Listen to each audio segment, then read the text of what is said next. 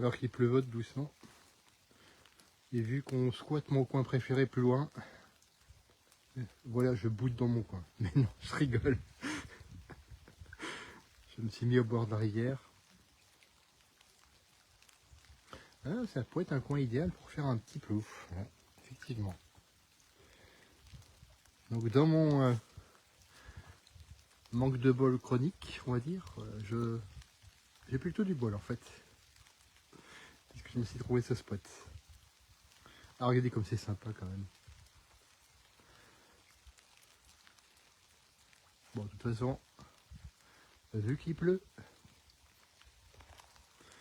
bon, on est mouillé de toute façon. Je vais essayer de retourner l'image si j'y arrive, parce que vu que la caméra est recouverte d'eau, hop là. Ah, ça va, tu me vois bien. Enfin, les amis, j'espère que vous me voyez bien, que vous m'entendez bien. Avec mon micro, c'est pas gagné, donc je vais me mettre un petit peu plus proche. Et en tout cas, j'espère que vous allez bien. Alors oui, comme je te le disais ce matin, tu ne sais jamais à quel point tu es fort jusqu'au moment où être fort reste la seule option que tu as. Où tu n'as plus le choix. Où tu te dis, ah ben c'est maintenant, ou c'est vaincre ou mourir, quoi, en gros. En gros, c'est ça. C'est un peu méthode spartiate, pour ceux qui connaissent. Petit clin d'œil à certaines personnes avec qui je vais randonner demain. Mais oui, pour être plus sérieux, effectivement, bien que je n'aime pas trop être sérieux. Alors regardez, j'ai envie de dire en même temps, magnifique comme cadre. Être fort, moi, ça m'a sauvé dans plusieurs situations. La première, je me rappelle, je voulais faire un peu le cacou. Hein. Ça m'arrive aussi, hein, de temps en temps, de vouloir faire le cacou. Hein. Et j'étais jeune, j'avais, je crois, 19-20 ans. Ouais, 19-20 ans, ça doit être ça. J'essaie de faire un coup de pied retourné. Et là, bam, le genou qui ne suit pas. Je te laisse imaginer, ça fait crac.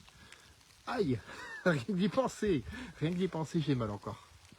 Mais non, là aujourd'hui, ça va bien, je te rassure. Je suis prêt pour mes 140 kilos ce soir au squat. Donc ouais, ça m'a fait vraiment wow, très très mal ce jour-là. Être fort, ça m'a permis de mieux récupérer derrière. Au bout de 3 semaines, ça allait de nouveau mieux. Au bout d'un mois, c'est comme si j'avais rien eu. Et pourtant à l'époque, j'étais pas non plus très sec, j'étais un petit peu 19-20 ans, ça allait quand même. Mais je commençais un petit peu à m'étoffer, à prendre du bide, pour être clair, pour être précis, pour être un peu vulgaire. Je commençais à prendre du bide et effectivement, ça c'était pas être fort, c'était tout le contraire. Mais bref, ça m'a quand même aidé à cette époque puisque je faisais déjà du sport. Donc ce coup de pied retourné complètement loupé, où je me suis retourné le genou, où le bas du pied n'a pas suffi. Là c'était hard quand même. Alors avant de faire la suite, je te remontrerai la rivière. Touc. Voilà. Juste le temps d'essuyer les gouttes qui me tombent sur le nez, comme par hasard. Voilà, je pense que c'est mieux avec ce paysage-là. La rivière Lichert, pour ceux qui connaissent, qui est à 2 pas de chez moi. Je sais pas d'ici si on voit ma maison, non, à travers les arbres, non. Ah, des fois, il y a des cygnes qui passent sur la rivière, c'est aussi beau. Bref, où j'en étais? Oui. Deuxième situation, eh ben, c'était il y a plus récemment, 2024. Donc il y a un peu moins de 2 ans, on va dire 1 an et demi à peu près. Je roule en camionnette, je vais livrer des agriculteurs, pour ceux qui connaissent mon boulot, mon premier boulot, en plus de ma seconde activité, on va dire les choses comme ça. Et il y a un cycliste qui déboule sur la gauche, il se déporte sur la gauche, alors que moi je sortais juste d'un... Vous avez le pont, et je voyais pas rien, puisque le cycliste était derrière l'autre pont, en fait. Je passe sur le pont, boum, je vois le cycliste qui se déporte sur la gauche, j'ai juste eu le temps de freiner. Manque de bol, j'avais un bidon de je sais pas combien de kilos derrière. Patatras, qui s'est pété la tronche de la camionnette et qui me manquait une poignée tout simplement. Donc qu'est-ce que j'ai fait moi? Ce bidon qui devait peser 80-90 kilos, un truc comme ça. Mais c'est 80-90 kilos, quand tu as du liquide dedans, et que le liquide bouge quand tu essaies de le porter avec une seule poignée qui est là, ben forcément, ça allait pas bien. Par contre, oui, pour ce coup-là, j'étais fort parce que j'ai quand même réussi à le livrer. Et en le livrant, j'ai senti une gêne. Une gêne sur le côté, j'essaie de te le montrer, sur le côté là, la jambe là, je sentais une gêne. Et j'ai pas prêté plus attention que ça, puisque je me disais, oh, ça doit être le fait d'avoir trop soulevé, le fait d'avoir... Parce que j'y allais quand même aussi au sport en même temps, hein, donc voilà, c'était de cumul. Et le cumul, au bout d'un moment, oui, j'y crois pas, il y a un bourdon. Ça me fout le bourdon. Je rigole.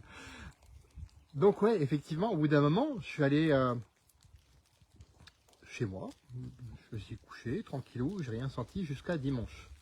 Le dimanche, d'ailleurs, il faisait ce temps-là. Je sais pas si Nathalie, tu regardes, si tu te souviens, si tu regardes cette vidéo, comme tu m'as vu marcher sur la rando. Parce qu'avant de partir en rando, je ne pouvais plus marcher. Et là, c'était un peu moins drôle pour le coup. Je ne pouvais plus marcher. Je me suis mis dans ma voiture et tout d'un coup, j'ai ressenti comme une violente douleur, un violent choc électrique dans toute la jambe. Et puis plus rien. Pendant une bonne dizaine de secondes, ma jambe, je ne pouvais même plus la bouger. C'était tout engourdi, tout raide. Je me suis dit, qu'est-ce qui m'arrive? Qu'est-ce qui m'arrive? Du coup, c'est revenu au bout de, on va dire, 1 ou 2 minutes, c'est revenu. Je me suis dit, est-ce que j'y vais à la rando ou pas? Alors, je te dis pas, je boitais, hein, j'étais complètement... ma jambe était partie en live, on va dire, tout simplement. C'était fou quand même, comme sensation, alors quand j'y repense. Du coup, j'ai fait la rando, quand même 27 bornes. Et le lendemain, par contre, plus moyen de faire quoi que ce soit. Si je téléphone à mon boss et je prends rendez-vous chez le médecin pour le lendemain, donc le mardi. Le mardi, je vais chez le médecin. Alors la première chose qu'il me dit, vous auriez perdu de la masse musculaire et de la mobilité à cet endroit-là, je vous aurais directement amené aux urgences. C'est pour te dire que c'était quand même quelque chose de sérieux. Là aujourd'hui, j'en rigole, quand j'en parle avec les collègues, j'en rigole, quand j'en parle avec mes amis randonneurs, ouais, j'ai randonné pendant 2 mois, je fais le dadon comme ça, donc j'en rigole maintenant aujourd'hui. Mais je peux t'assurer que le jour-là, j'en rigolais pas. J'étais chez le médecin, je me suis dit, il va me dire d'arrêter le sport et tout ça, moi ça va me faire péter un plomb et tout, parce que le sport, quelque part c'est ma vie aujourd'hui. Et oui, c'est ma vie tant professionnelle que personnelle, le sport. Et le médecin me dit la chose suivante, n'arrêtez jamais ce que vous faites. Et là, il m'entend soulagé. Moi je vous ai dit, je pensais que vous allez m'interdire le sport et tout ça, il m'a dit non, au contraire, continuez. Mais faites pas 27 bornes de rando quand même, faites-en 7 ou 8 pour commencer, ça suffira. Mais voilà, il m'a dit, continuez ce que vous faites. Imagine, j'aurais été dans le cas des, on va dire de 90% des personnes aujourd'hui qui sont plutôt sédentaires, qui ne bougent pas. Quand il t'arrive un truc comme ça et que tu ne bouges pas, quand tu n'es pas fort, parce que être fort c'est ça, c'est bouger, c'est pas forcément les gros muscles, comme je le disais toute la semaine, c'est parfois, tu as juste besoin de bouger. Juste besoin de bouger davantage. Et là, tu deviens plus fort. Et donc, du coup, je me suis dit, ouais, là, je vais bouger quand même. Je vais continuer, je vais faire ce qu'il me dit.